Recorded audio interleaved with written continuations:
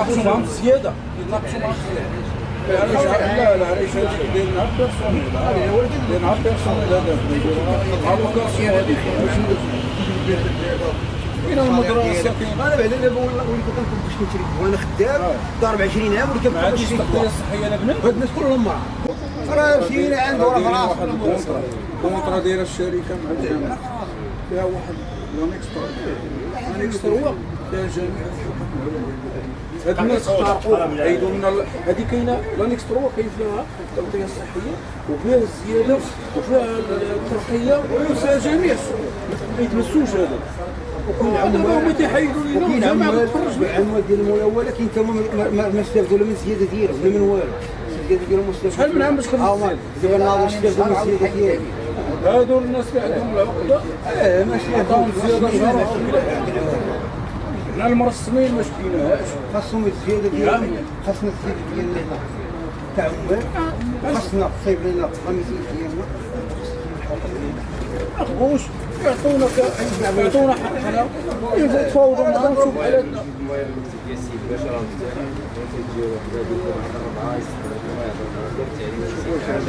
واش غيقول لكم؟ ها هو اش ديال باش حنا ديك النهار اللي دوز كامل عام عنده كل حاجه على بالك راه تيدوز ليها على الصابون وتطلقنا على الباب. فحقيقة أن مدينة أسفي مدينة محتاجة النقل الحضري. النقل الحضري دائما كان كيلعب واحد الدور كبير في إطار زيادة في الإنتاج، لأن كاين العاملين وبحارة أكثرهم يعني الآلاف البحارة ومئات البحارة اللي تيمشوا تيستعملوا هذه الحافلات هذه باش تيوصلوا العمل ديالهم للميناء إلى غير ذلك. كاين تجار كاين موظفين كاين وكاين. إذا اليوم الحركة مشلولة في أسفي. النقل الحضري دائما كان حاضر، خاصة أننا نحن أبواب الدخول المدرسي، بالتالي أن الخدمة يجب أن تكون خدمة ممتازة اللي يمكن أن التلميذ والآباء حتى هم يتنقلوا في إطار توفير الأدوات والأغراض اللي مقبلين عليها فيما يخص الدخول المدرسي، انهم يلقاو واحد وسيله تاع النقل مريحه ويمكن انهم ياخذوا الاغراض ديالهم في واحد الوقت بلا ما انهم ما يتعبوا. فاليوم كنشوفوا هذا التوقف عن العمل هو توقف عنده مبررات ديالو، لان المستخدمين ضربوا في جيوبهم، وهذا هو الخطير واللي كنأكد عليه، يعني ان الامور ما وصلتش ان الشركه انها تخالف دفتر التحملات وما تحترمش دفتر التحملات لا في عدد وسائل تاع النقل ولا في الخدمه ولا في التوقيت، الاحترام التوقيت بالنسبه للمحطات، هذه كلها مشاكل. ولكن المشكل اللي بالنسبه لنا الاخطر وهو المشكل تاع الموظف او المستخدم، اللي كانك انت كتنقص ليه في الاجره ديالو، خاصه واننا في هذه الفتره وعرفنا بان المغرب ولا تعرف واحد الموجه تاع الغلاء تاع الاسعار، زياده في جميع السلع. اذا هذا المواطن كيفاش بغى يدير وهذا المستخدم كيفاش بغى يدير؟ اذا المستخدم اليوم ضربتي ليه جيبو، اذا انت كتقلب لي على مشكله داخل المدينه، كتقلب لي على انعدام السلم الغذائي والاجتماعي، وهذا خطير جدا. اذا اليوم كتقلب لي على الفتنه. فالشركه دارت العديد من المحاولات مثل المحاولات، وكان عرفات واحد الزياده واحد المنحه من وزاره الداخليه باش انها تغطي هذيك العجز اللي كداعي هي، رغم ان كنعرفوا بان الطوبيس ما تيخواش، يعني ان المواطن كيستعمل كاداه اولى اكثر من الطاكسي كيستعمل الحافله. ثمن الحافله وصل 90 ريال، فهذا ثمن اللي هو ما كاينش في مدن اخرى. عدد الاسطول كما تنقولوا، عدد الشاحنات تقلص ومشى في ضرب العدد المتفق عليه اللي غيمكن يستخدم. ما احترمش حتى العدد دابا قلسات، يعني ملي كتقول لي انا ما محترماش، ملي كنقص ليا من الشاحنات كتعطل ليا المصلحه ديال المواطن، يعني ان هاد الشاحنه اللي غتجي في واحد الوقت وغتمشي في واحد الوقت كتولي ان ذاك الوقت كيولي متعطل بواحد نص ساعه ساعه الا ربع، وهذا فيه مشاكل بالنسبه للمواطنين. ما كاينش عقوبات جزريه؟ هاد العقوبات هي اللي خصها تفعل. اليوم كتقول لك الشركه بانها فعلت، اذا ما المجلس ولا وزاره في شخص وزاره الداخليه اليوم قام بالعديد، لان حنا كنا واحد الزياده كنعطيها للمجلس، ولكن في الاخر تنقولوا او الدار كاين عجز، دونك باش المواطن يبقى ما يتعطلش المصالح ديالو، هذا راه كيكونوا مثل هذه التدخلات. ولكن اليوم هذا الشيء اللي كدير الشركه هي باغا توصل لحاجه واحده اليوم، هي لان كنا حنايا كمتدخلين حقوقيين وكجمعويين وكناس اللي هما منتخبين حاولوا انهم يهضروا في هذا الباب هذا زعما ينبهوا المجلس على ان المواطن ما بقاش قاد فين يزيد في ثمن التذكره، وهذا الشيء علاش ما تزادتش شحال هذه، لان كنا كنسمعوا زيادات وداك الشيء ولكن تحبسات. اذا هذه مؤامره دنيئه تتنجها هذه الشركه، سياسه خبيثه كتنجها باش انها تضغط على المواطن وتضغط بجميع الوسائل. واول مساله هي ضرب جيوب المستخدمين، باش غدا نلقاو حنايا المواطن هو اللي غادي يخلص كل شيء، هو اللي غادي يؤدي كل شيء، يعني ان نزيدوا في التسعيره باش يفكوا هذه الخصاص العامه. كنشوفوا السي حسن المواطن ساكت على حقه. المواطن استسمح لانني انا ما يمكنش، ولكن انا واحد من المواطنين. مشكلتنا في هذه المدينه هي ان المواطن مثل هذه الحويجات اللي كتمس جيبو، اللي كتمس الصحه ديالو، اللي كتمس حتى البيئه ديالو، فغالبا ما درنا محطات ووقفات ولكن كنغيب فيها المواطن.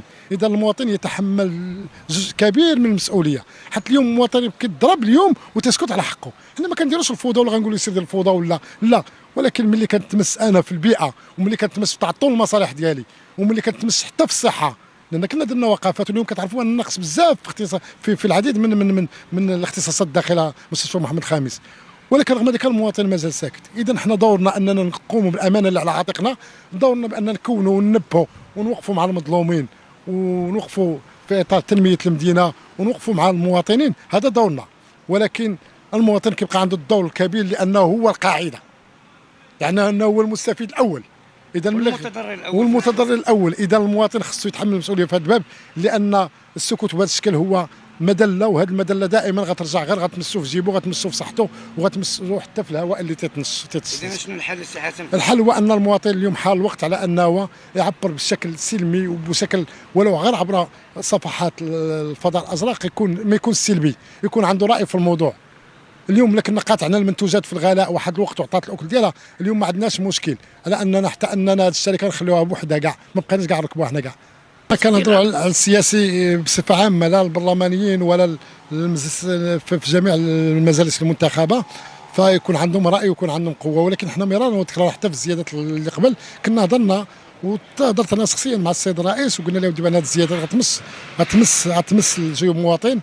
فكان الرد ديالو على ان الداخليه خصها تدخل، وخص يمكن اننا نغطوا هذيك العز باش ما نمسوش الموظفين، ولكن المواطنين والموظفين ديال الشركه. اذا اليوم كنشوفوا رغم هذيك المنحه ورغم هذاك التصرف ديال المجلس، اليوم مازال الشركه غاديه في التعنت ديالها.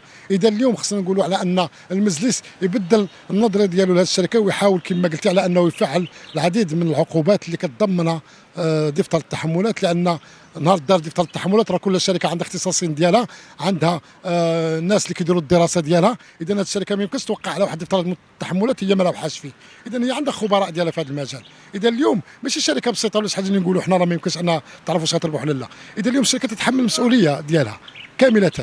حقيقه الداخليه عاونت في شخص المجلس ودات عطات منحه، ولكن حتى لاين هذه المنحه حتى هي مال العام، حتى هي مال تاع المواطنين اللي خصنا بزاف الحويجات نصيبوا بهم، ماشي نبقاو تابعين هذه الشركه.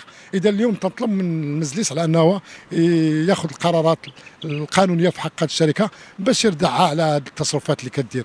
وباننا احنا اليوم كنقولوا بان هذه المسرحيه وهذه التمثيليه وهذه السياسه الخبيثه فهي الا من اجل ان تزاد في ثمن التذكره اللي كانت غادي تزاد واحد الوقت، ولكن بفضل الناس المجتمع المدني وبفضل تصنت السياسيين لهذه الجمعيات هذه، فحاولوا انهم يحبسوا هذه الزياده، ولكن الشركه باقا مصممه على هذا الشيء.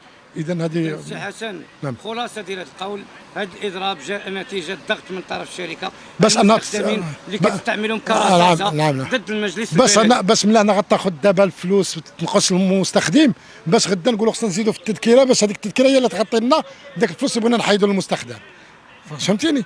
اليوم هذه هي السياسه اللي غاديه بها، اليوم باقا طامعه، والزيادات المتكرره اللي كانت وقعت اليوم باقا طامعه على انها تقلب على الربح، والربح الكبير ماشي الربح المعقول اللي يمكن ان بواسطته على اثر ديالو ان تقدم خدمه مزيانه وتا هي تربح شويه والامور تمشي في اطار تنميه اقتصاديه تجاريه للمدينه. هذا الشيء غاب على الشركه، لان كتبقى شركه وصوليه من الدرجه الاولى، شركه باغا غير الربح، باغا تذكر شي صافي. هذا الشيء اللي كاين.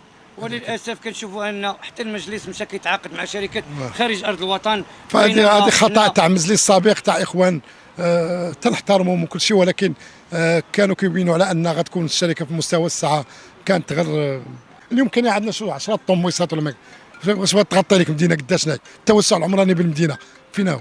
اذا لهذا الاخوان تنقول بان اليوم خاص كل شيء يتجند باش اننا نحبسوا الهلع والجشع تاع الشركه.